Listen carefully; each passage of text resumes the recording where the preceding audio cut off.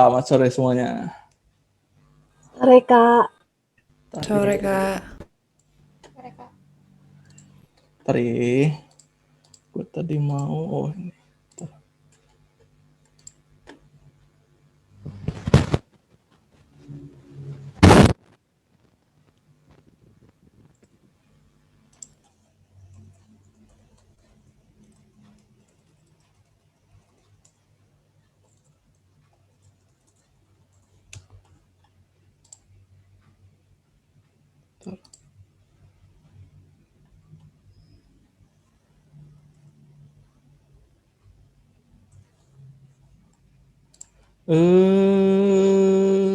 Bentar dulu ya.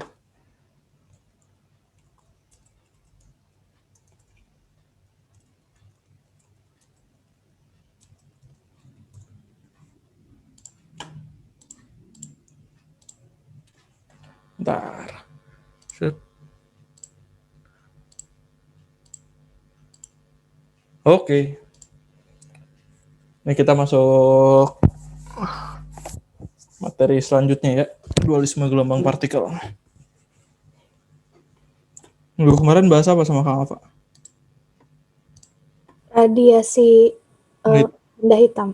Oke. Tapi nggak selesai kayaknya deh. Nggak selesai? Apanya nggak selesai?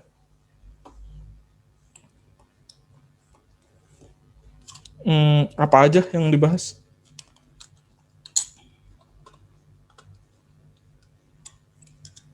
Pergeseran Wien nggak?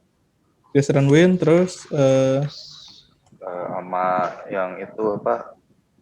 Intensitas berbanding lurus sama energi ya. oh yang T pangkat Gitu 4. doang.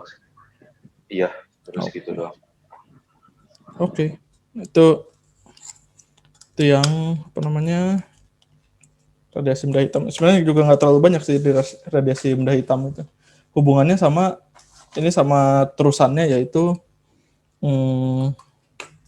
si dualisme gelombang partikel ini. Nah, si dualisme gelombang partikel ini sebetulnya jadi seru karena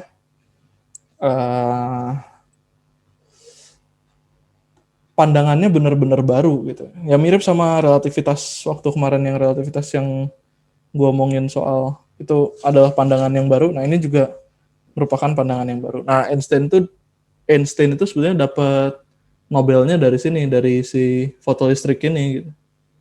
Fotolistrik ini nanti kita ngebahas fotolistrik itu salah satu yang membuktikan bahwa dia cahaya itu bisa bersifat sebagai gelombang dan bisa bersifat sebagai partikel. Oke ya.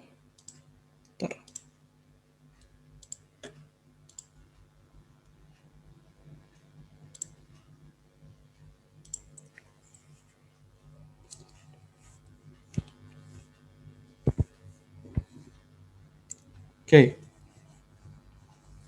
Nah, yang pertama kita akan bahas di dualisme gelombang partikel itu tentang kenapa kita perlu dualisme gelombang partikel.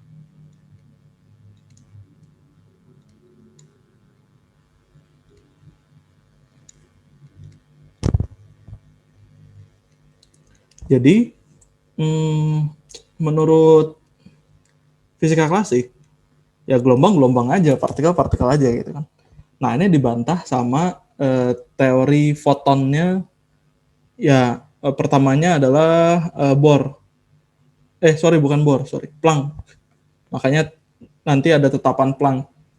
Nah, maksudnya gimana? Maksudnya gini, kita kan selalu nganggep cahaya itu adalah sebuah gelombang.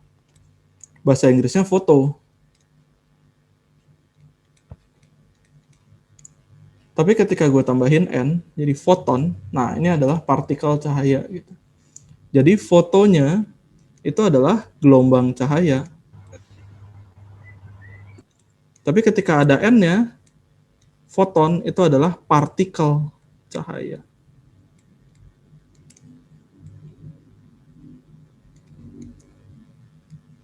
Bentar, ini dirapin dikit.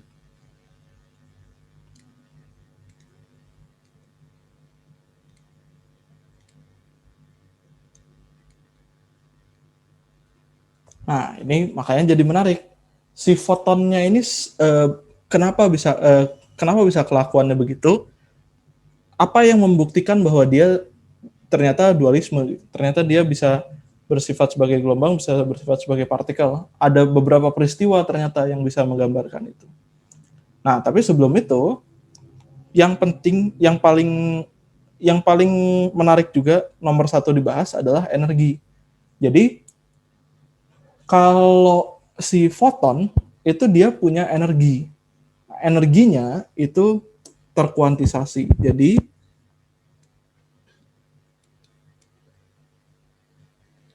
energi foton itu sifatnya adalah dia terkuantisasi. Maksudnya terkuantisasi apa? Maksudnya dia datangnya itu paket-paket gitu, berupa satu paket. 1 foton, 2 foton, 3 foton gitu. Nggak ada ceritanya 1,5 foton gitu. Jadi semuanya datangnya satu bulk gitu, satu paket gitu. Nah, itu yang kita sebut terkuantisasi. Nah, energi fotonnya itu ternyata hanya tergantung pada frekuensinya aja. Jadi energi foton itu adalah sama dengan H dikali F.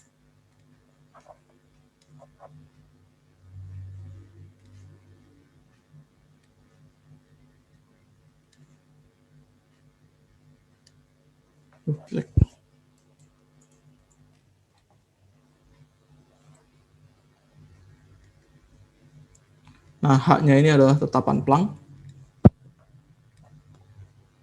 F-nya dulu ya. F-nya adalah energi foton.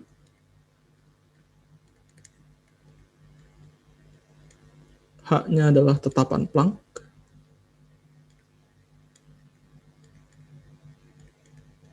Tetapan berarti kan konstanta ya. Besarnya berapa? Besarnya itu adalah 6,626 dikali 10 pangkat min 34. Satuannya joule second. Dan satu lagi adalah F. F-nya itu adalah frekuensi cahaya. Nah, terus kemarin kan kita juga sempat singgung cepat rambat cahaya. Cepat rambat cahaya berarti kita bisa tulis C itu sama dengan lambda F kan. Di gelombang kita tahu cepat rambat itu kan V sama dengan lambda F. Nah, berarti kalau cepat rambat cahaya itu kan sama dengan lambda F juga. Cuman lambdanya cahaya, F-nya cahaya. Berarti bisa gue tulis F-nya adalah C per lambda. Berarti energi fotonnya itu bisa juga H dikali C per lambda.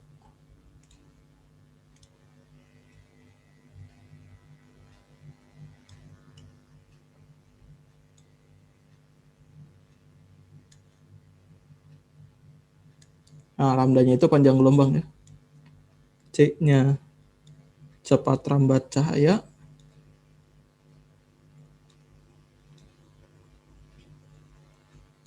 Di cepat rambat cahaya di vakum ya, di ruang hampa. Besarnya adalah 3 dikali 10 pangkat 8. Nggak pas 3 sebetulnya.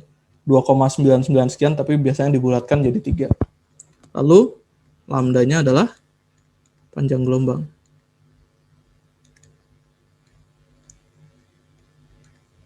Belum ditulis satuannya. Ini satuannya joule, ini satuannya joule second, ini hertz atau per second sama aja. Ini meter per second, ini meter. Nah, yang penting itu adalah yang ini sebetulnya. Jadi si cahayanya datangnya terkuantisasi, energi cahayanya datangnya itu secara terkuantisasi. Jadi dia datangnya berupa paket-paket energi gitu. Nah, ini nanti kelihatan sangat jelasnya banget ketika kita bahas fotolistrik. Jadi, si teori foton ini, teori dualisme gelombang partikel, itu jadi kelihatan jelas ketika kita bayangin, ketika dihubungin sama fotolistrik. Nah, efek fotolistrik itu apa? Nanti deh. Nah, halaman berikutnya. Ini dulu deh. Ada yang mau tanya dulu nggak di sini? Kak, Yo. tadi maksudnya paket-paket energi apa, Kak? Cahayanya datangnya quantized, jadi nggak bisa misalkan satu foton itu udah nggak bisa dibagi lagi gitu. Jadi datangnya berupa satu paket satu foton gitu, paket, nggak bisa paketnya dibelah jadi dua gitu, kebayang nggak? Baik. Oke, silakan, ada yang mau tanya lagi nggak?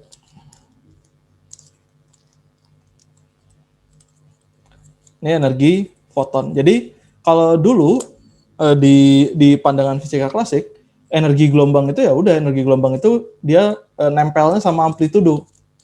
Memang betul kalau kita ngomongnya kalau kita ngomongnya gelombang mekanik, itu memang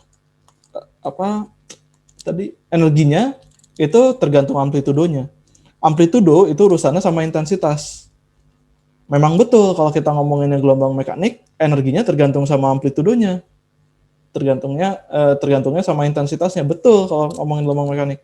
Cuman ketika di foton, ternyata di gelombang elektromagnetik, energinya itu hanya tergantung pada frekuensinya aja.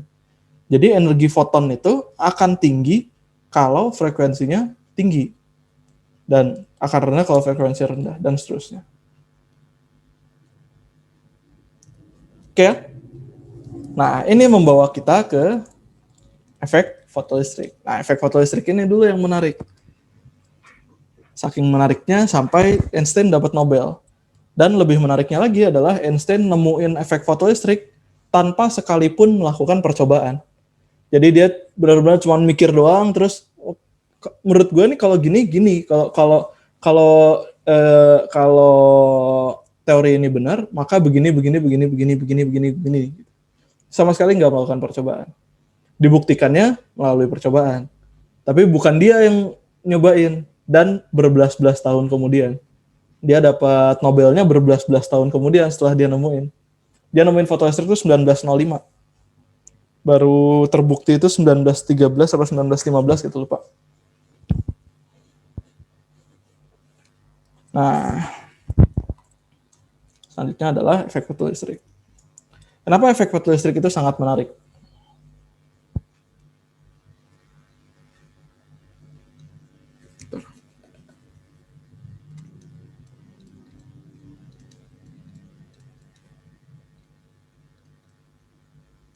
Nah, sekarang gini.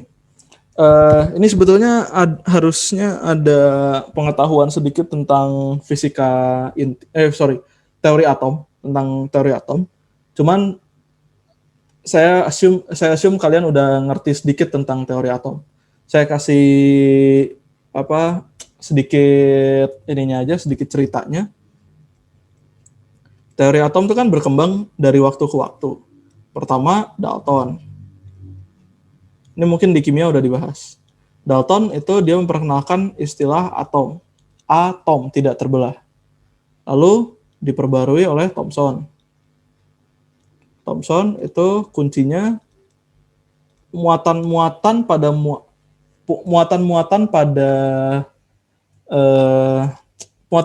suatu atom. Jadi atom itu kalau menurut Dalton sudah tidak bisa dibagi lagi, menurut Thomson enggak. Atom-atom itu terdiri dari muatan-muatan, terdiri dari beberapa muatan yang tersebar merata seperti roti kismis. Jadi kata kuncinya roti kismis. Setelah itu diperbarui lagi oleh Rutherford. Ini diperbarui itu maksudnya dibantah ya. Jadi Thomson membantah Dalton, Rutherford membantah Thomson. Membantahnya adalah enggak, ternyata atom itu terdiri dari banyak ruang kosong. Muatan-muatan positifnya berkumpul di inti, di tengahnya, dan muatan negatifnya mengelilinginya. Jadi Rutherford itu menemukan inti atom lewat percobaan Goldfoil namanya.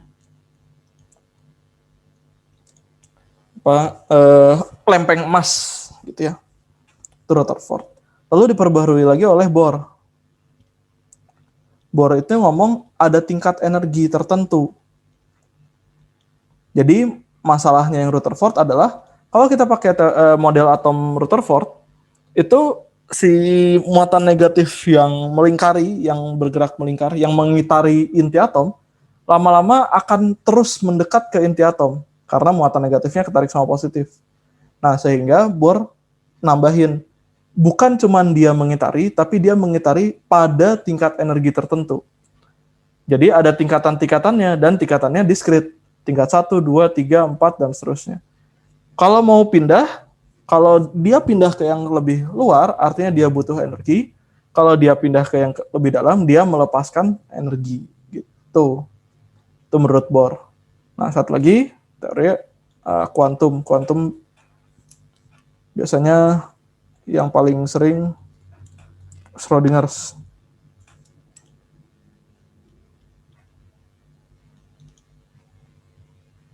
Cuma Schrödinger nggak dikasih di SMA. Ya cuma dikasihnya ini adalah model atom kuantum.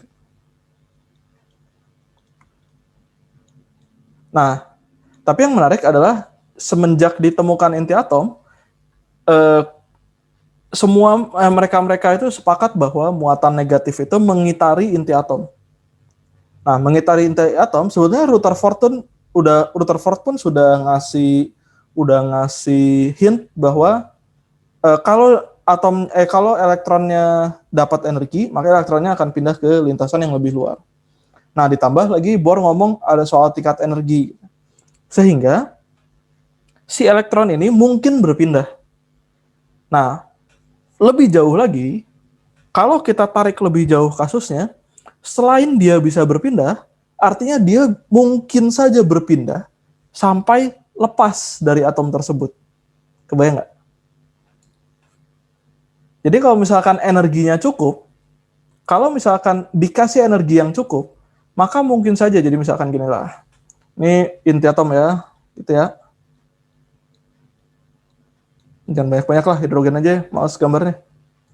Hidrogen tuh berarti 1 proton, 1 neutron ya, intinya. Terus ada elektron, gitu ya. Ini muatannya negatif, ini muatannya positif, 1, yang satu lagi neutron. Nah, si elektron ini mungkin saja dikasih energi pakai suatu energi tertentu, energinya biasanya dalam bentuk foton. Energi tertentu, sehingga ini tuh mental gitu, keluar dari inti atom ini. Gitu. Nah, inilah dasar dari efek fotolistrik. Jadi, mungkin saja, menurut Einstein, sangat mungkin saja bahwa ada cahaya yang bisa mementalkan elektron keluar dari intinya, keluar dari inti atomnya, gitu. Keluar dari inti atomnya artinya terlepas sempurna dari inti atomnya. Hubungannya apa sama listrik? Hubungannya gini, kalau misalkan gue punya ini plat logam, 1, ini plat logam lain, 1 lagi gitu.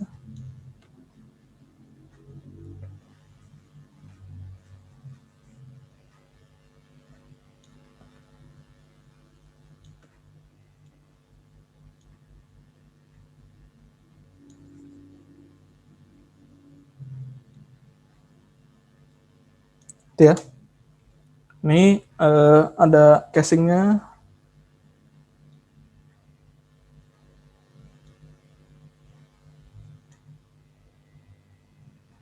Tuh.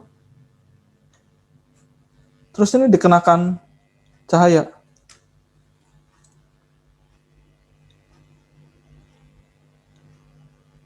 Si logam yang ini dikenakan cahaya.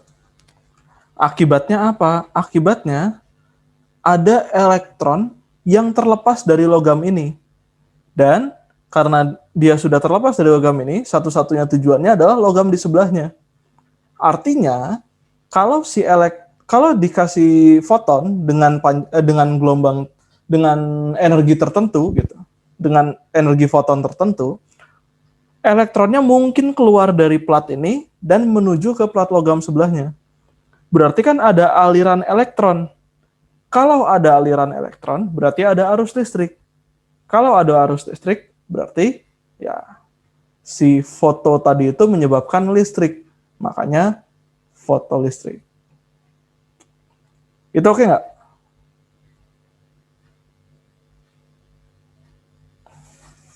Saya masih belum nyambung Yang mana? sama yang gambar ini. Kenapa? Masih belum masuk aja. Nanti saya jelasin lebih jauh. Ntar dulu. Ganti posisi duduk dulu. Nanti saya jelasin lebih jauh soal gambar ini. Tapi intinya gini dulu. Ini ada logam. Ini ada logam yang disinari foton. Ini ada logam penerimanya, ada logam receivernya. Jadi ketika disinarin foton, ada elektron yang keluar. Gitu. Ada elektron yang keluar dan punya kecepatan dan menuju ke sini. Gitu. Berarti kan ada aliran elektron. Kalau ada aliran elektron berarti ada listrik. Gitu aja. Simpel gitu aja. Oke nggak? Ada masalah nggak?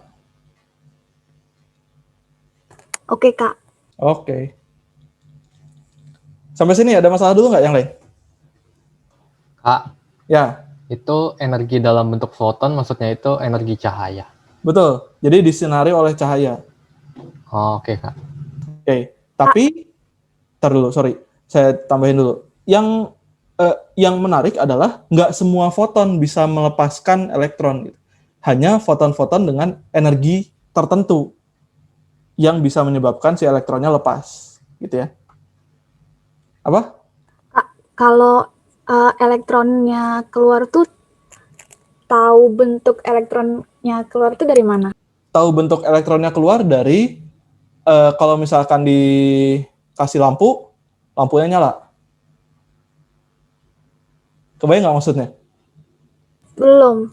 Nggak, kan gini. Kalau misalkan, Karena kalau yang tadi Kakak jelasin ada aliran listrik ya? betul. Kebayang nggak? Iya, Kak. Oke. Nah, pernah tahu solar cell? Kalian pernah tahu solar cell? Pernah. Nah, solar cell itu cara kerjanya pakai fotolistrik. Teknologi solar cell itu sebetulnya agak mentok karena efisiensinya rendah. Jadi biasanya kan ya solar cell berarti kan matahari. Ya matahari hasil energinya tuh nggak terlalu gede. Gitu. Cuman jadi mendadak akhir-akhir ini 10 tahun 20 tahun terakhir lah itu jadi apa ya? Jadi booming banget ya 15 tahun terakhir lah. Itu jadi booming banget gara-gara penemuan LED. Jadi LED-nya sebenarnya udah dari lama sih. Udah dari dulu juga ada, tapi ada material tertentu yang sekarang bisa bikin LED itu jadi lebih terang. Biasanya kalau zaman dulu LED tuh nggak terang. Nah, dengan penemuan seperti itu, LED itu kan efisiensinya sangat tinggi. Jadi dikasih energi yang sedikit pun dia bisa cukup terang. Makanya jadi banyak beberapa lampu jalan yang pakai LED. Bukan pakai LED, bahkan pakai solar cell gitu. Jadi dia kalau siang nerima energi terus dia simpan di baterai gitu. Malamnya nyalain lampu pakai baterai. Gitu. Tapi ini ntar dulu ya. Ini gua hapus dulu lagi ya. Lampunya. Karena gue mau bikin yang lebih umum dulu daripada ini. Silakan sampai sini ada pertanyaan lagi nggak?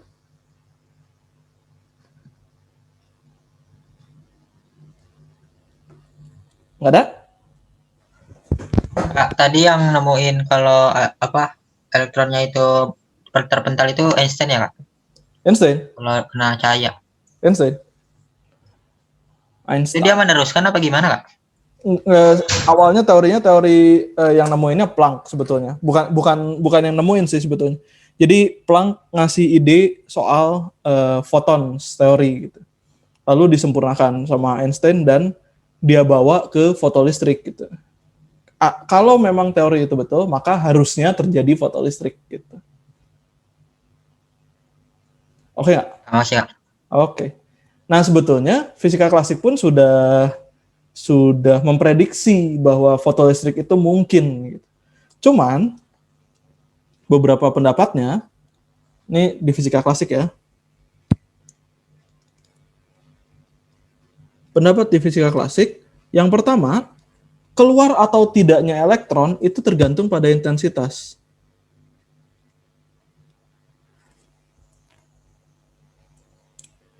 Jadi intensitas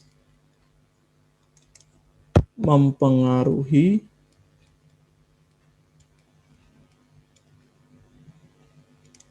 keluar atau tidaknya elektron. Gitu ya. Dan yang kedua, frekuensi tidak berpengaruh. Dan itu nggak terlalu penting lah, frekuensi nggak berpengaruh. Satu lagi adalah terjadinya tidak spontan.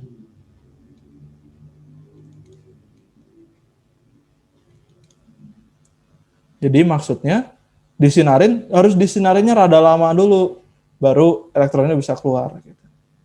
Nah ini dibantah sama fisika modern.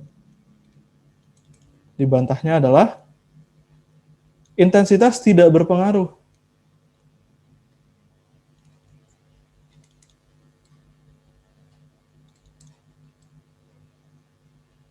Tidak berpengaruh terhadap keluar atau enggaknya elektron.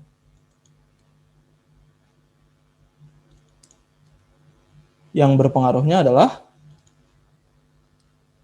frekuensi. Kenapa frekuensi? Urusannya sama apa? Urusannya sama energi yang tadi di halaman sebelumnya. Kalau frekuensinya besar, energinya besar. Maka kalau energinya besar, dia bisa mementalkan elektron. Itu. Jadi makanya ada tadi gua kasih yang itu dulu, yang foton dulu, energi foton dulu. Jadi yang mempengaruhi adalah frekuensinya. Kalau frekuensinya besar, maka energinya besar. Kalau energinya besar, artinya dia bisa mementalkan elektron. Dan yang nomor 2, ternyata mau intensitas sekecil apapun, mau segelap apapun dikasih cahayanya, kalau cahayanya langsung dikenakan pada logam dan energi fotonnya cukup besar, dia terjadinya tetap spontan.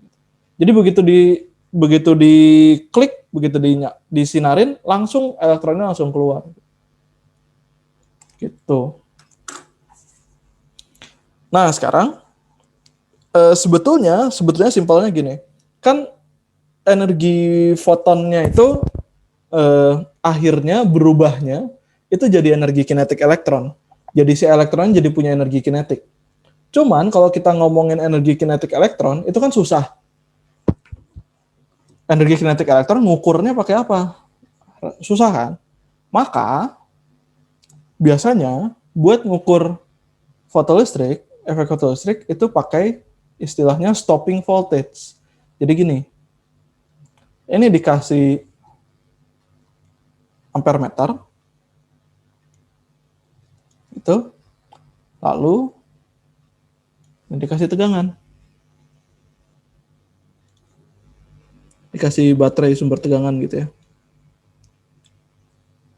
Supaya apa? Supaya misalkan nih foton menyinari nih, sudah menyinari dan ternyata elektronnya keluar.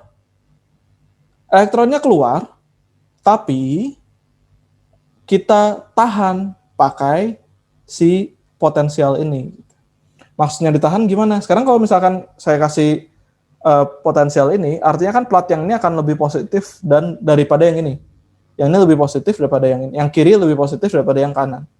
Artinya ketika disinari foton, elektronnya mungkin sudah keluar dari logamnya, tapi karena plat yang kiri lebih positif, maka dia ketarik lagi sama plat yang kiri.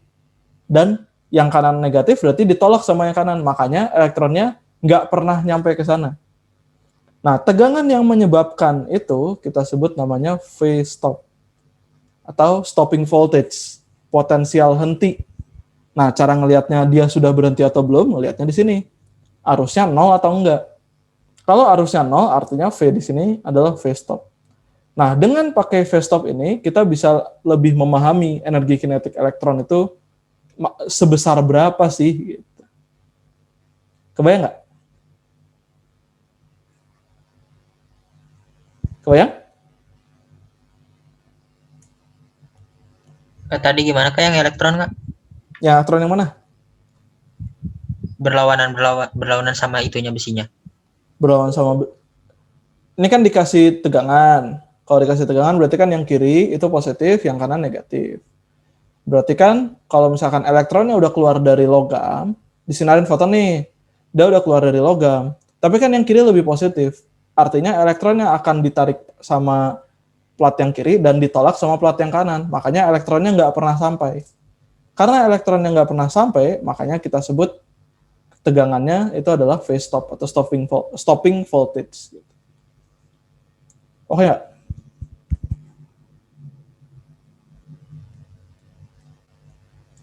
Oke? Oke, Kak.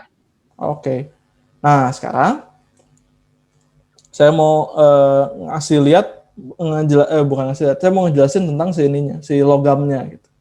Nah, logam itu setiap logam punya energi minimal masing-masing. Jadi ada energi yang harus dilawan dulu. Maksudnya energi yang dibutuhkan untuk supaya si elektronnya bisa mental dari logam tersebut gitu. Jadi itu namanya adalah fungsi kerja.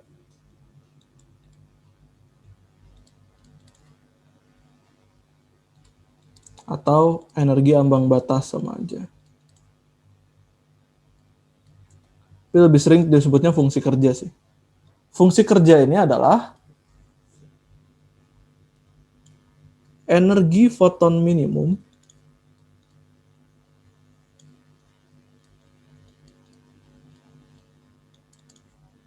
agar fotoelektron maksudnya elektron yang terlepas dari logam karena diberi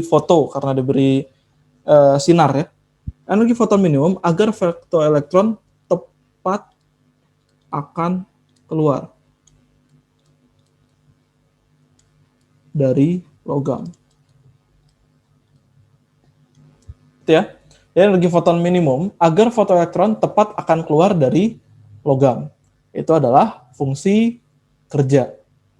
Nah, sehingga kalau misalkan suatu logam yang tadi nih, yang ini, itu dikasih foton, maka fotonnya mula-mula akan dipakai untuk melawan fungsi kerjanya dulu.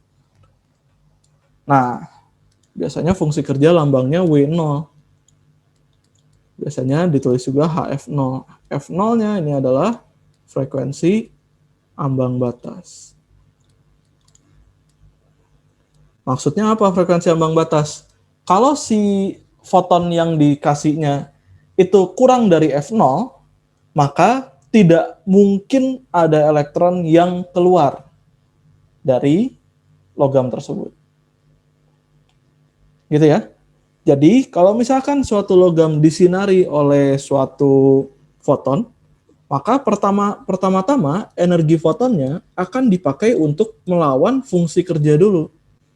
Kalau cukup untuk melawan fungsi kerja, sisanya itu jadi energi kinetik elektron.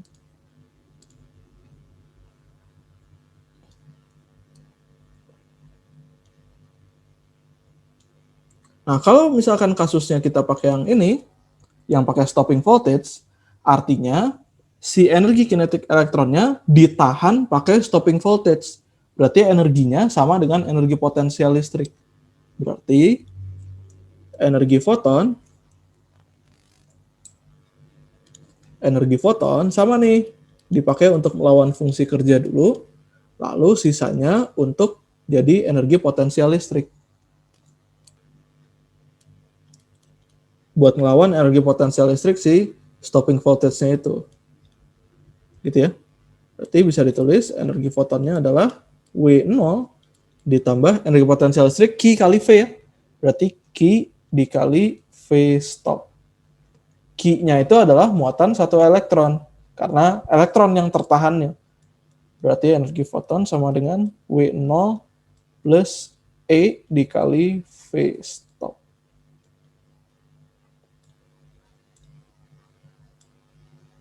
Nah, W0 ini fungsi kerja untuk setiap logam itu beda-beda. Pengembangan solar cell zaman sekarang seiring waktu itu dicari supaya W0-nya sekecil-kecilnya sehingga bisa didapat energi kinetik elektron sebesar-besarnya. Begitu.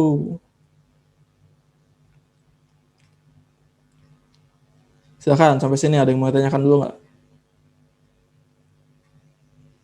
Pak, Ya, itu yang itu nilai muatan elektron ya? betul. Berapa muatan elektron? Ada yang tahu?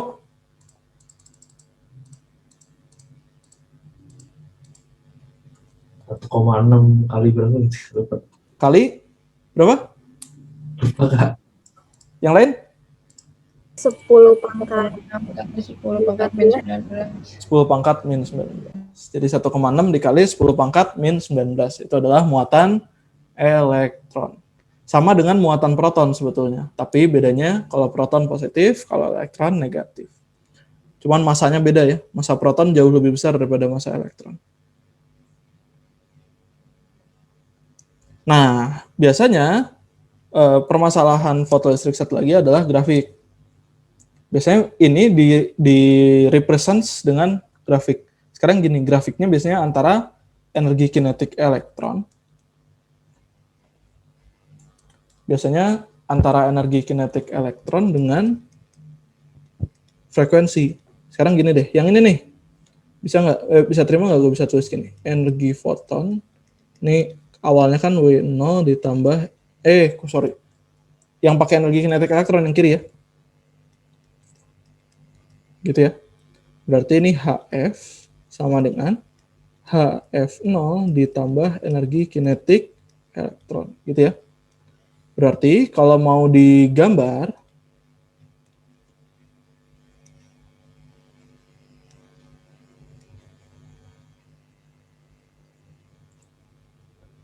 gambarnya adalah antara energi kinetik elektron terhadap frekuensi. Ya, gampang aja. Sekarang kalau frekuensinya 0, cari aja. Dari sini, kalau F-nya sama dengan 0, artinya apa? HF0 ditambah energi kinetik elektron sama dengan 0. Berarti energi kinetik elektron sama dengan minus HF0, gitu ya. Nah, cuman nggak mungkin negatif kan? Nanti gue jelasin di sini ya. Terus, satu lagi.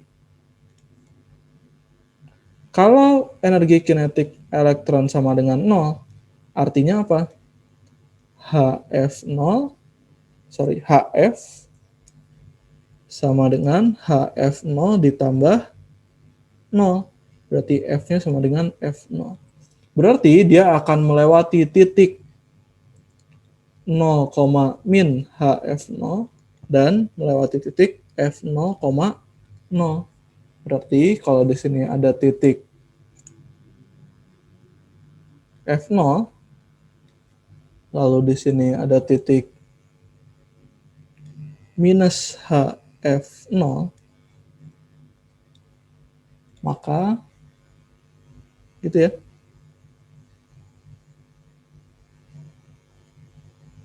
Nah, kenapa yang kesininya nggak digambar? Karena energi kinetik elektron itu kan nggak mungkin negatif. Sehingga kalau frekuensi yang dipakai kurang dari F0, tidak ada elektron yang lepas.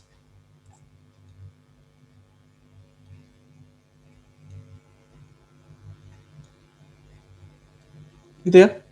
Nah, ini kalau misalkan ditarik, nah ini bedain garisnya titik-titik ya, maksudnya sebetulnya nggak ada gitu. Nah, itu kalau ditarik ke sini, ini jadi fungsi kerja. Gitu. Yang menarik adalah ini satu.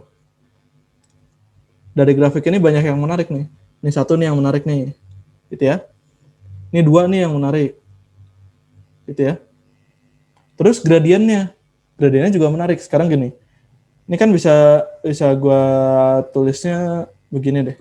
Energi kinetik elektron itu sama dengan HF min HF0. Nah, ini kalau misalkan gue bikin Y sama dengan bentuknya MX plus C kan. Energi kinetik elektronnya sebagai sumbu Y, F-nya sebagai sumbu X. Berarti kemiringannya atau gradiennya itu adalah H. Jadi kemiringan garis ini, kemiringan grafik gambar garis ini itu adalah tetapan Planck. Sampai sini ada masalah dulu nggak?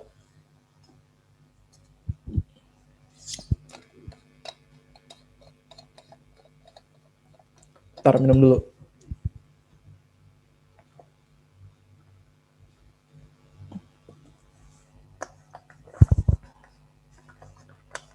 Ada masalah? Mau nanya Kak, Silakan. kenapa energi kinetik sama energi potensial listriknya dipisah gitu? Karena gini, yang kiri, yang energi kinetik elektron, itu kalau ternyata si ini tuh dihubungkan dengan suatu rangkaian tertentu lah. Jadi dengan lampu gitu misalkan. Gitu. Berarti kan ketika dia disinari foton, si elektronnya tetap ada, tetap keluar dan mengalir. Kalau elektronnya mengalir, artinya kan si elektronnya punya energi kinetik elektron. Gitu. Cuman energi kinetik elektron itu kan kita nggak bisa ngitung energi kinetik elektronnya itu berapa. Kebayang nggak? Kita nggak bisa ngukur energi kinetik elektron. Makanya biasanya kalau kepentingan percobaan dan percobaannya pun itu dicobanya dengan cara pakai stopping voltage. Gitu. Makanya pakai stopping voltage. Nah, si energi elektronnya itu energi kinetik elektronnya kenapa habis? Karena dipakai buat ngelawan energi potensial listriknya gitu. Jadi di sini yang kiri sama kanan, yang kotak merah kiri sama kanan itu beda kasus. Yang kiri itu kalau dipakai di rangkaian, yang kanan itu kalau ditempatkan ada stopping voltage-nya gitu. Cukup menjawab, Pak? Oke, paham Kak. Siap. Ada pertanyaan lagi? Pak. Yuk. Itu yang W0 kenapa jadi HF0, Pak? Ini yang mana? Kamu nanyanya yang mana? Kamu nanya yang mana? Ini ke sini kan? Iya yang itu. Gak lihat. Ini kan W0 sama. Ini jadi maksudnya W0 ini dibikin HF0 supaya kita tahu frekuensi sekecil-kecilnya yang bikin fotoelektronnya tepat hampir lepas gitu, tepat hampir keluar dari logam. Jadi kalau dikasih F-nya sama dengan F0, kalau dikasih sinar yang F-nya sama dengan F0, itu belum keluar. Tapi kalau lebih sedikit dari F0, dia keluar. Gitu. Oke? Ada pertanyaan lagi? Pak. Ya. Frekuensi ambang batas itu ada konstantanya apa berubah-ubah gitu, Pak? Tergantung sama logamnya. Frekuensi ambang batas itu tergantung logam. Logam berbeda, frekuensi ambang batasnya berbeda.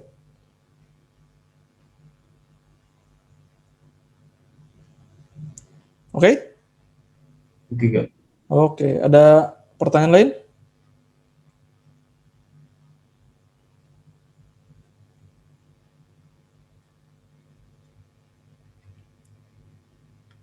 Oke, kalau nggak ada, ini foto listrik beres. Nih gue masuk ke bahasan yang berikutnya, yaitu panjang gelombang de Broglie.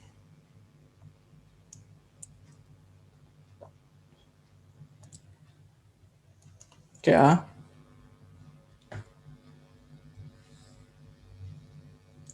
Nah, sebetulnya sebelum ke ya benar sih, udah panjang gelombang de Broglie aja dulu deh.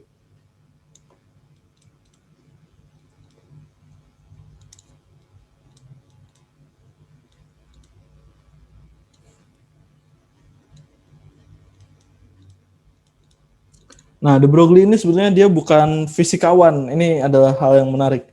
De Broglie itu dia bukan fisikawan, tapi dia fisikanya cuma hobi doang. Dia kalau nggak salah ahli meriam atau apa gitu, lupa. Pokoknya jauh lah dari fisika gitu. Tapi pendapat dia simpelnya adalah kalau cahaya bisa bersifat sebagai partikel, artinya partikel itu bisa bersifat sebagai cahaya juga harusnya. Maksudnya gimana? suatu partikel itu akan mempunyai panjang gelombang, yaitu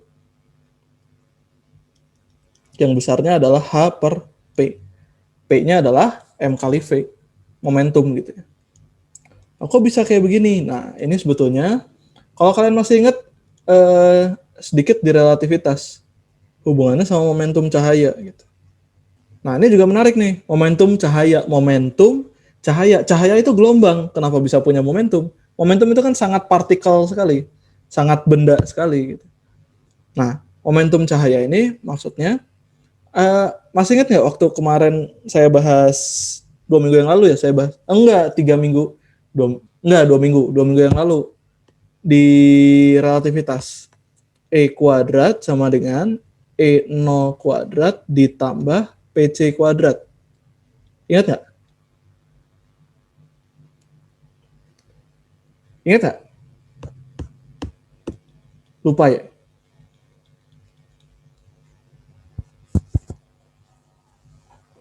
Nah, ini di relativitas. Nah, sekarang kalau misalkan untuk partikel cahaya,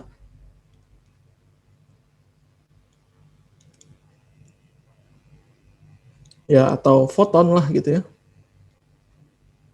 itu kan massa diamnya 0 pasti. Karena kalau nggak punya massa, berarti saya tulis E kuadrat sama dengan PC kuadrat. Sementara energinya itu adalah Hc per lambda. Berarti dari sini E sama dengan PC, E-nya Hc per lambda sama dengan P kali C. C-nya dicoret, berarti P-nya itu adalah H per lambda. Nah, dari sini itu timbullah ini. Lambdanya sama dengan H per P.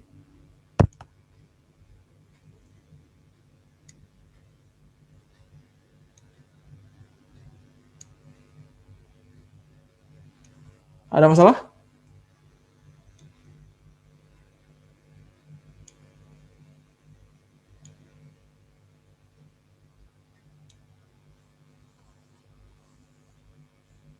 Belum ada ya? Takut ada yang kelupa. Di sini ada apa aja sih? Atau listrik. juga. Oh, nih efek Compton satu lagi.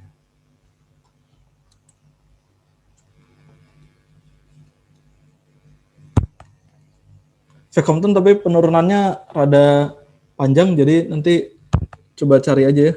Soalnya nggak bakal cukup kalau dibahas di sini.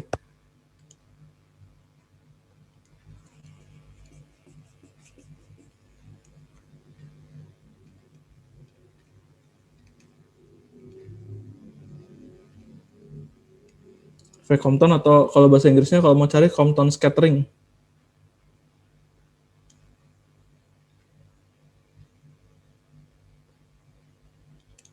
Tuh, ini peristiwa tumbukan antara cahaya sama partikel. Jadi ini ada elektron lah gitu ya. Terus ada cahaya. Lalu setelah itu elektronnya jadi bergerak ke sana.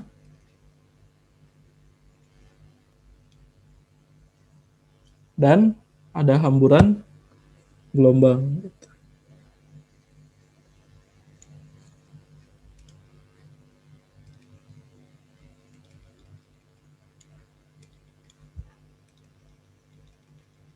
Nah, ini misalkan satuannya theta, yang ini V. Maka ini panjang gelombangnya lambda, ini lambda aksen. Maka lambda aksen itu akan sama dengan lambda ditambah H per M0C dikali 1 min cos V. Nah, takut salah. Compton scattering. Nih, di wiki juga lengkap sih. Nih, Lambda aksen min lambda H per MC. Sorry, bukan M0 ya. Ini massa elektron maksudnya.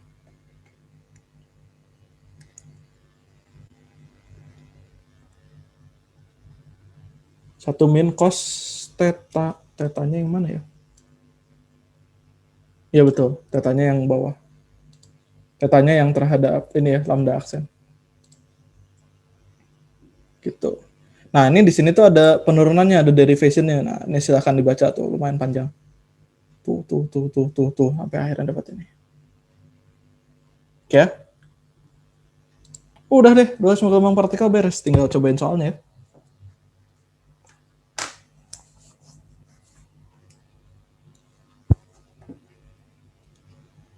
Silahkan kalau ada yang mau ditanyakan.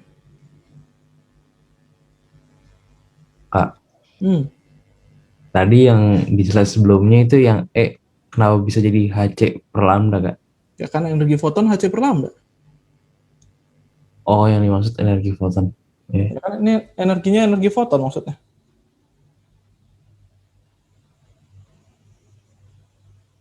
Oke? Iya, Kak.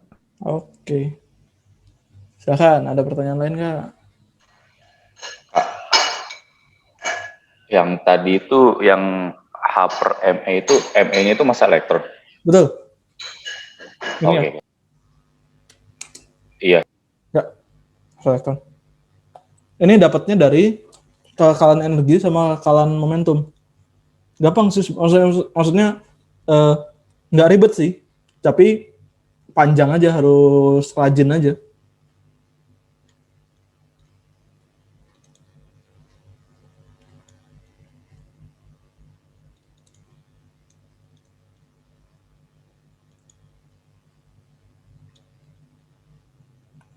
Jadi yang kekalahan energinya adalah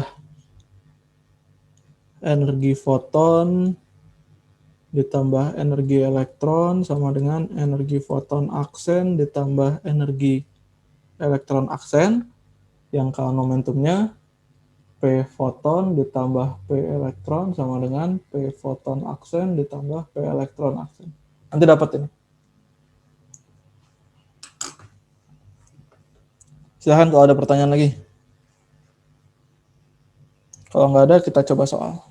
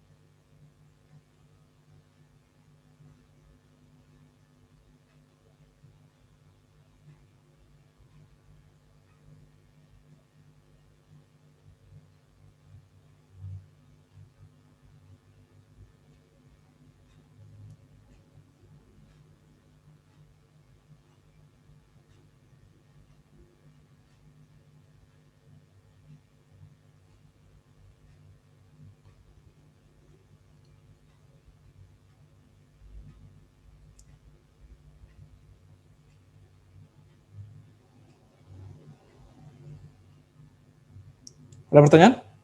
Kalau nggak ada, kita coba soal ya.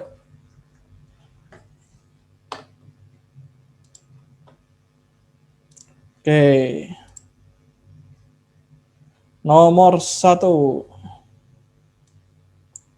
Tolong bacakan siapa ya? Arina deh. Foton dari cahaya A memiliki energi 2 kali energi foton dari cahaya B.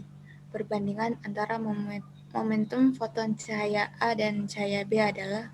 Oke, foton dari cahaya A, energi 2 kali foton energi cahaya B. Berarti EA itu 2 kali EB, gitu ya. Yang dicari perbandingan antara momentum. Sekarang kalau EA sama dengan 2 kali EB, berarti HC per lambda A sama dengan HC per lambda B, gitu ya. 2 kali gitu ya.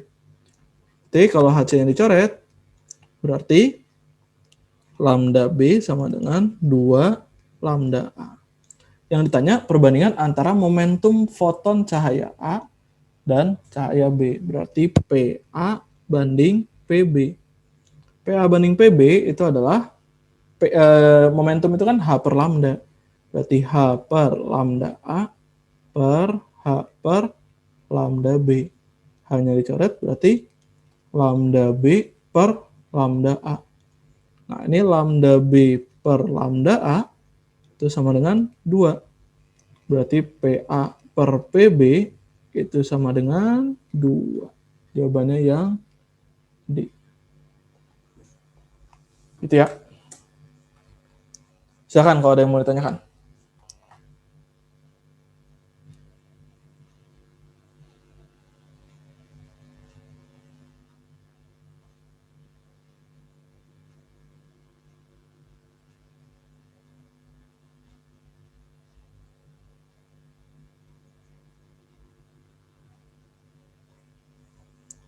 Nomor 1 nggak ada masalah? Tadi mau ngapain ya? Ya udah.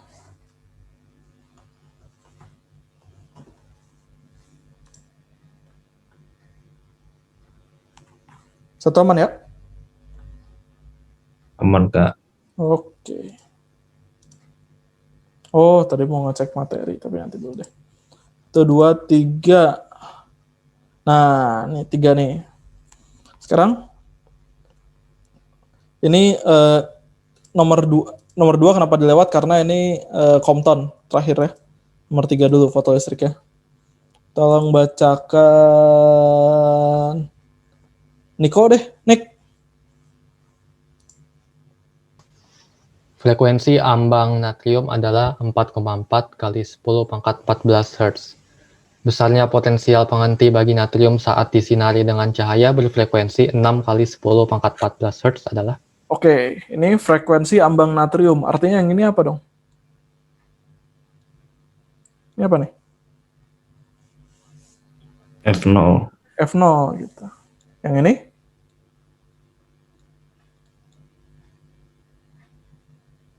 Yang ini cahaya yang menyinari kan? Berarti ini F. Gitu ya? Udah, berarti kalau dia buat potensial penghenti, berarti energi fotonnya dipakai buat melawan fungsi kerja terlebih dahulu. Kalau ada sisa, dipakai untuk melawan energi potensial listrik stopping voltage gitu. Berarti yang ditanya adalah stopping voltage-nya ya.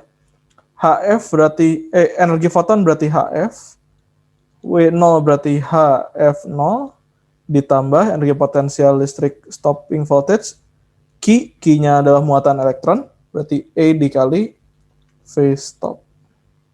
Berarti ini HF min HF0 sama dengan E dikali V stop. Ini hanya keluar F dikurangi F0, ini E dikali V stop. Berarti V stopnya adalah H dikali F min F0 per E. Nah, H-nya nggak ada ya, tapi kan harusnya udah tahu. H-nya itu adalah 6,626 dikali 10 pangkat min 34 Joule second.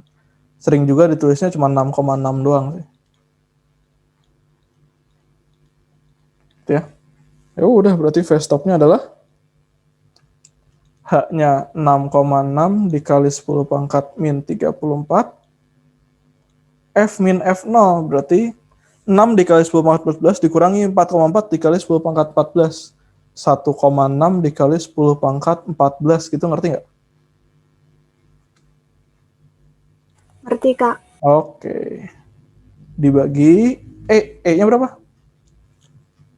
1,6 dikali 10 pangkat min 19. Gitu ya. 1,6 coret. Ini sama ini aja dulu nih. Min 34 sama 14 kan 10 pangkat min 20 ya. 10 pangkat min 20 sama ini berarti 10 pangkat min 1. Berarti 6,6 dikali 10 pangkat min 1 berarti 0,66 volt. Jawabannya yang D.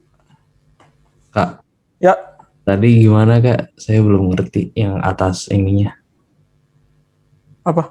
Yang di bagian 6,6 kali 10,34. Kenapa? Itu dari mana gitu? H itu tetapan, H itu kan tetapan Planck. Itu kan H kali F min F0. Itu kok nggak ada minusnya kayak yang atas ya? Oh ini F-nya kan 6 dikali 10 pangkat 14 Hz. F0-nya 4,4 dikali 10 pangkat 14 Hz. Kalau dikurangin jadi berapa?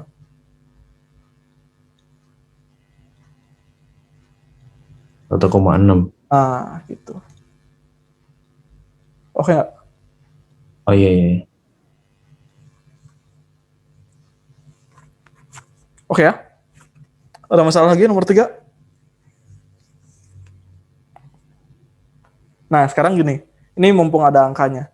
Kalau misalkan saya kasih ini F0-nya kan ini saya perjelas saja ya. F0-nya 4,4 dikali 10 pangkat 14 Hz. Terus F-nya 6 dikali 10 pangkat 14 Hz.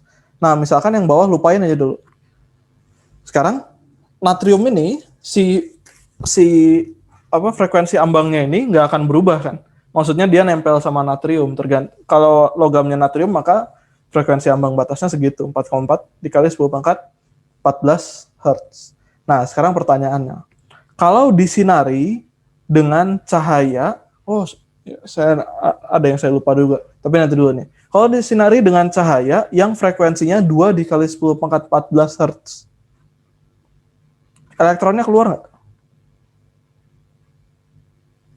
Enggak. Nggak keluar. Gitu. Kalau misalkan disinari dengan panjang gelombang 2 kali 10 pangkat 14 Hz, tetap sama yang tadi, cuman terus cahayanya saya gedein, saya bikin terang. Jadi misalkan tadinya dengan cahaya redup 2 kali 10 pangkat 14 Hz, terus sekarang pakai intensitasnya yang tinggi, tapi frekuensinya tetap 2 kali 10 pangkat 14 Hz. Keluar nggak elektronnya? Enggak. Tetap nggak keluar. Gitu. Nah, itu adalah pandangannya si fisika modern. Jadi, elektronnya keluar atau enggak, itu bukan tergantung sama intensitasnya, tapi tergantung sama frekuensinya. Elektronnya akan keluar kalau frekuensi yang dikasih itu lebih dari frekuensi ambang batasnya. Sekarang gini, kalau misalkan frekuensi ambang batasnya 4,4 kali 10 pangkat 14 Hz, dikasih cahaya dengan frekuensi 4,4 dikali 10 pangkat 14 Hz, elektronnya keluar nggak?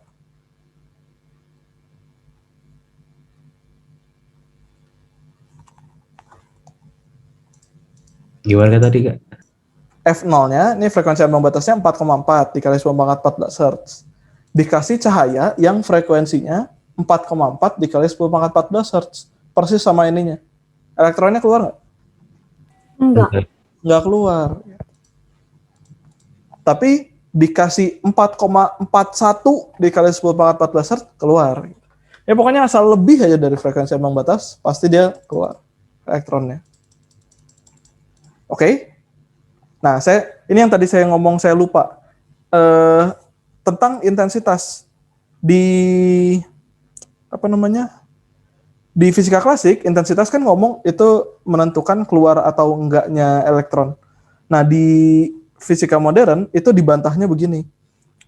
Intensitasnya itu hanya menunjukkan paketnya ada sebanyak apa. Kebayang nggak? Jadi bayangin kamu punya ginilah, kamu beli baju, kamu beli kaos, ukurannya S, tapi badan kamu gede, nggak muat dong. Kamu beli satu, nggak muat. Kamu beli 100.000 kaos pun yang ukurannya S, nggak jadi muat gitu. Kebayang nggak? Kebayang ya? Tapi misalkan Sekarang kamu beli kaosnya ukurannya XXL. Oh, badan kamu nggak gede-gede amat, muat XXL. Kamu belinya 1 kaos sama belinya 100 kaos, jadinya beda kan? Bedanya kalau di sini adalah si intensitasnya itu menentukan ada berapa paket, seberapa banyak paket energinya gitu. Makin banyak paket energinya, makin banyak elektron yang bisa keluar. Karena setiap satu paket energinya itu menumbuk 1 buah elektron gitu. Jadi setiap satu paket energi ini menumbuk 1 elektron, tepat 1 elektron. Jadi makin banyak paketnya akan lebih banyak elektron yang ditumbuk. Akibatnya semakin banyak elektron yang keluar dari logam tersebut. Dengan catatan frekuensi cahayanya itu udah lebih dari frekuensi ambang batas. Jadi kalau misalkan balik lagi ke yang tadi nih. Ini clear dulu ya. Balik lagi ke yang ini nih. Nih, kalau misalkan ini nggak ada phase stop, nggak ada stopping voltage ya. Nggak ada stopping voltage dan dia dihubungin dengan lampu. Nah, kalau misalkan fotonnya udah berhasil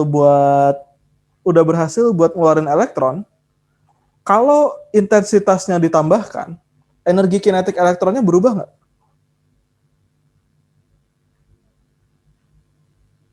Gimana, Kak?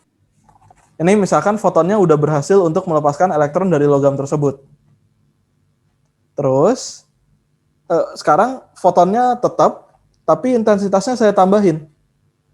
Energi kinetik elektronnya berubah nggak? Iya. Energi kinetik elektronnya nggak akan berubah. Karena ngelihatnya di sini.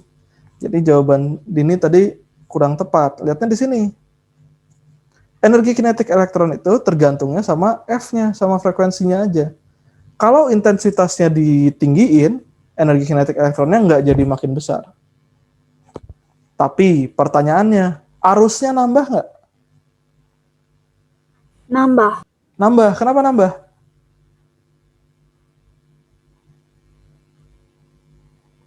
Kenapa nambah kalau intensitasnya ditinggiin? Karena elektron yang bergerak nambah. Ya, karena jumlah elektronnya gitu. Karena jumlah elektronnya nambah. Tadinya misalkan tadinya dengan intensitas pertama ada 10 elektron dengan energi kinetik sekian. Terus di intensitasnya ditambahin jadi ada 100 elektron dengan energi kinetik yang sama. Kan berarti arusnya jadi lebih banyak elektron yang ngalir. Kalau lebih banyak elektron yang ngalir artinya arusnya lebih besar. Nah, arusnya lebih besar itu kemungkinannya ada 2.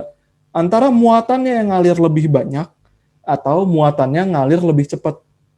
Muatan ngalir lebih cepat itu hubungannya sama energi kinetik elektron. Muatan ngalir lebih banyak itu hubungannya sama intensitas. Gitu. Kebayang nggak?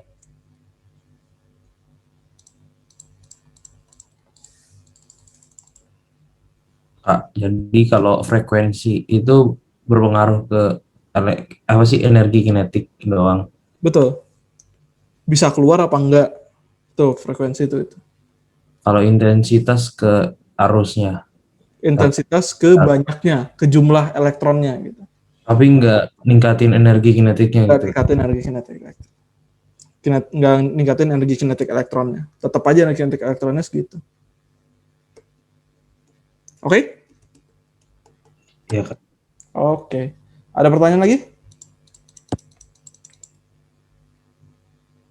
Kalau nggak ada, saya maju ke nomor 4 ya. Oke, tolong bacakan. Iza deh. Iza.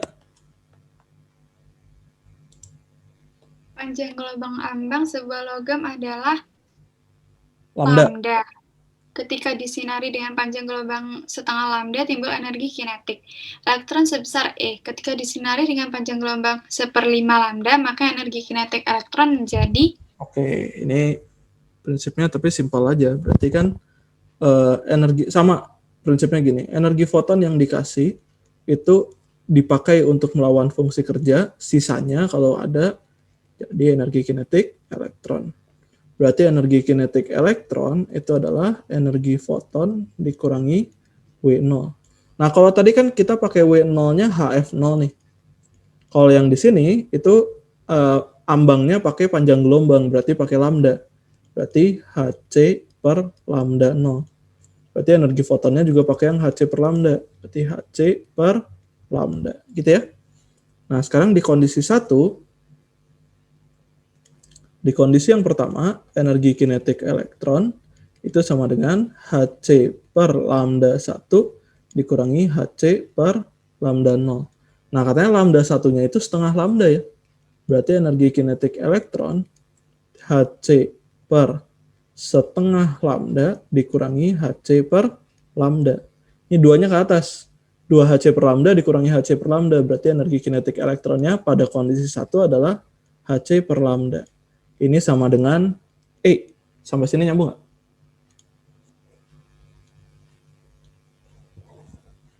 Nggak ada masalah ya? Oke, sekarang yang kondisi 2, energi kinetik elektron itu sama dengan Hc per lambda 2 dikurangi Hc per lambda 0. Berarti energi kinetik elektron itu Hc per lambda per 5, berarti 1/5 lambda dikurangi Hc per lambda. 5-nya ke atas, 5 Hc per lambda dikurangi Hc per lambda. Berarti 4 Hc per lambda. Hc per lambdanya adalah E. Berarti ini adalah 4E. Berarti jawabannya yang C. Gitu ya?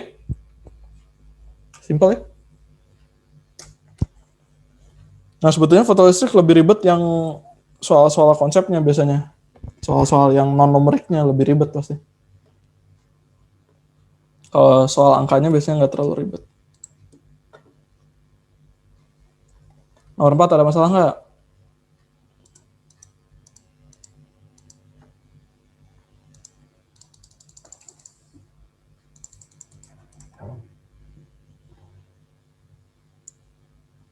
Nggak ada masalah ya. Oke, clear. Sekarang nomor 5. Oke, tolong bacakan. Christian deh, Chris. Ya. Tolong bacakan. Pada percobaan efek fotolistrik menggunakan radiasi berpanjang gelombang 300 nm, ternyata diperlukan beda potensial henti sebesar 2 kali beda potensial henti dari radiasi yang panjang gelombang 200 nm. Maka energi ambang logam tersebut adalah. Oke, ini hubungannya ini mirip sama yang nomor sebelumnya, tapi bedanya urusannya sama potensial henti gitu ya. Sekarang prinsipnya sama, energi foton itu dipakai buat melawan fungsi kerja dulu. Kalau ada sisanya dipakai untuk energi kinetik elektron. Tapi kalau ini potensial henti, berarti untuk melawan energi potensial listrik stopping gitu ya. Berarti pakainya panjang gelombang ya, berarti Hc per lambda sama dengan W0 ditambah E dikali V stop. Nah, berarti Hc per lambda dikurangi E dikali V stop sama dengan W0. Gitu ya. Nah, sekarang misalkan ini ada dua kondisi lagi. Kondisi yang pertama, misalkan V stopnya itu sama dengan V. Lambdanya itu 300 nanometer. Berarti Hc per 300 dikali 10 pangkat min 9 nanometer, 10 pangkat min 9 ya, dikurangi E dikali V sama dengan W0. Ya. Sekarang di yang kedua,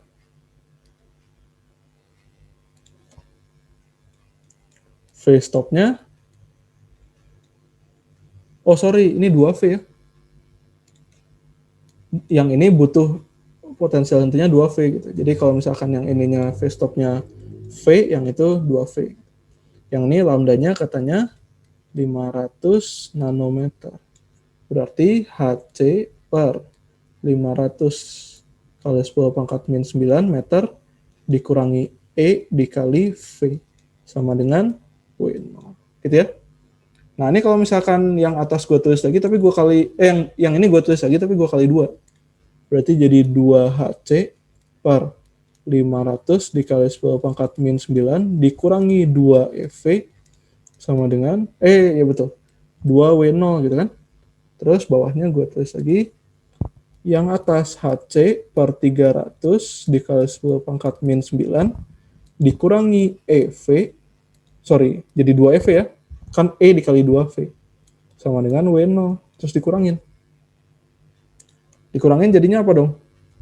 Ini 2 boleh coret ya, jadi 250 ya. Jadi HC ini habis 1 per 250 dikali 10 pangkat min 9 dikurangi 1 per 300 dikali 10 pangkat min 9 sama dengan W0. Nah, H-nya adalah 6,6 dikali 10 pangkat min 34. C-nya adalah 3 dikali 10 pangkat 8. Ini pernya kalau jadiin, kalau mau disamain penyebutnya jadi berapa ya? 75 ya? 7.500 ya? Atau berapa ya? 25 sama 30. 5 kali 5, 150. 1.500. 1.500 ini adalah 6.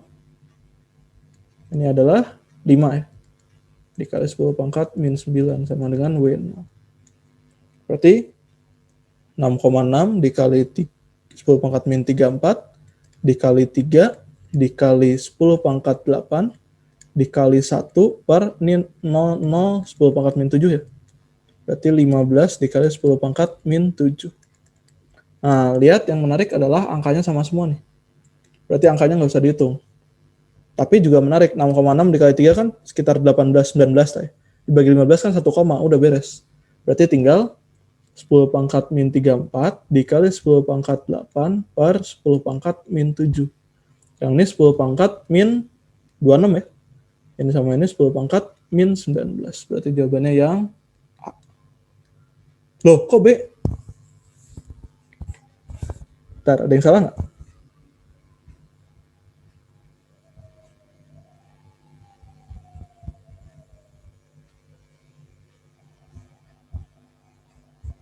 Coba tolong cek, ada yang salah nggak?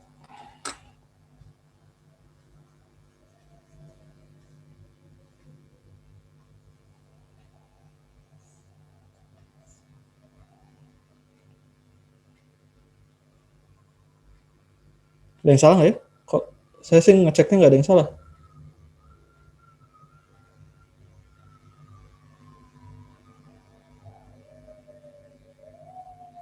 Nggak ada deh, Kak.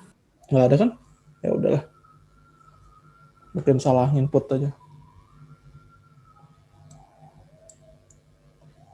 Oke. Ini saya clear ya. Satu lagi nomor 3. Nomor 2. Oke. Foton dengan panjang gelombang 0,06 nanometer mengalami hamburan kompton dengan sudut hamburan 60 derajat. Maka panjang gelombang yang dihamburkan sebesar, oke, ini kalau mau nebak juga tinggal tebak aja A sebetulnya. Karena nggak mungkin jadi gede banget. Tapi cobain aja ya. Lambda aksen dikurangi lambda sama dengan H per MEC dikali 1 min cos V. Gitu ya. Berarti lambda aksen min lambda sama dengan H-nya adalah 6,6 dikali 10 pangkat min 19 per massa elektron. Berapa massa elektron? Ada yang ingat? Lupa. Massa elektron adalah 9,1 dikali 10 pangkat min 31 kg. Sering juga dibulatkan jadi 9 kali 10 pangkat min 31. Ya. Berarti 9 dikali 10 pangkat min 31. Ini C-nya 3 kali 10 pangkat 8. cos V-nya 60 derajat, 1 min cos 60 kan, cos 60 kan setengah ya. 1 min setengah berarti setengah.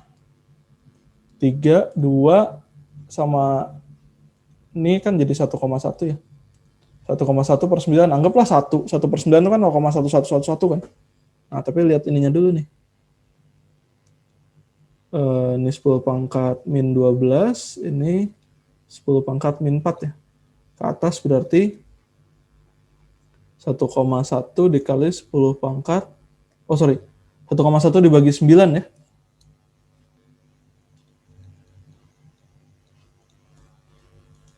(1,1 dibagi 9 dikali 10 pangkat 4.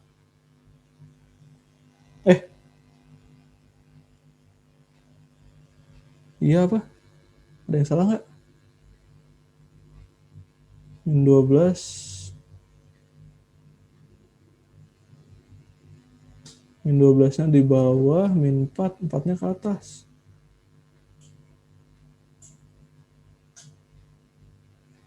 Ini kenapa 6,6 dikali 10 pangkat min 19? Min 34 ini. Udah mulai error.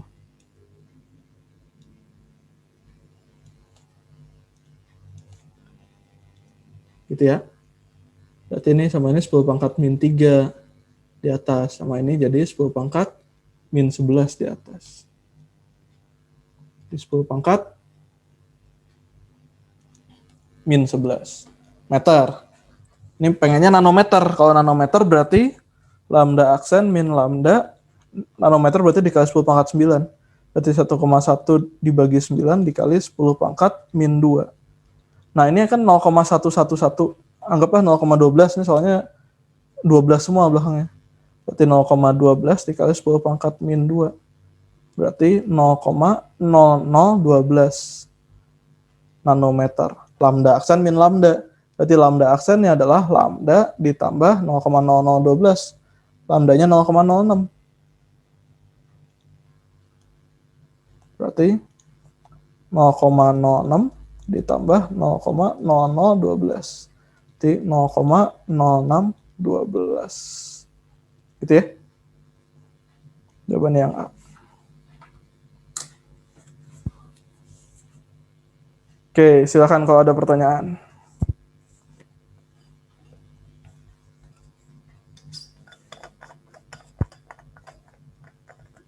Kalau nggak ada, saya sudahi dulu ya. Kak, Apa? 0,06 tadi dari mana ya, Kak? Itu ada di soalnya. Tuh. Oh iya. Masih, Kak. Yuk. Oke, seperti biasa kalau misalkan ada pertanyaan-pertanyaan lebih lanjut, kalau mau japri silahkan.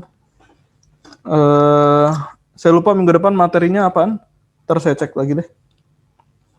Oke, sampai jumpa minggu depan. Mudah-mudahan saya sehat dan kalian sehat. Jadi minggu depan kita bisa ketemu lagi. Selamat sore. Sore, Kak. Terima Kak. Makasih, Kak. Makasih ya, Kak. Makasih Kak.